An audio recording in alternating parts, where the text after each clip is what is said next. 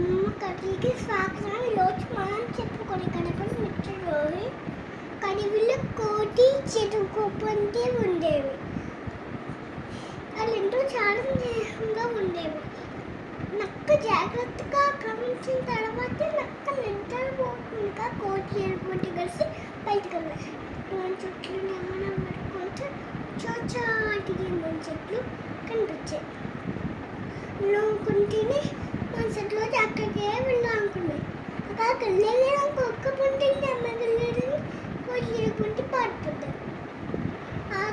ఇంకో చోటకి వెళ్ళి కొన్ని పట్టింది పట్టుకుని జాగ్రత్తగా దాచుకున్నాయి. ఆ సంగతి కూడా నాకు చెప్పాను.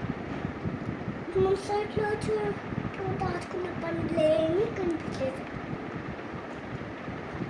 ఏమైనాయి ఆ పళ్ళు? ఆ పళ్ళు మీద చెప్తే నక్క ఎన్ని తినేసి అప్పుడు అన్నీ వచ్చి కోడి కొన్ని చెట్లు ఏమి దొరకలేదు ఉంటా అన్నాయి. నక్కనే సరే మేము ఇంకో చోట చేయకుండా పళ్ళు దొరికితే అని చెప్పింది.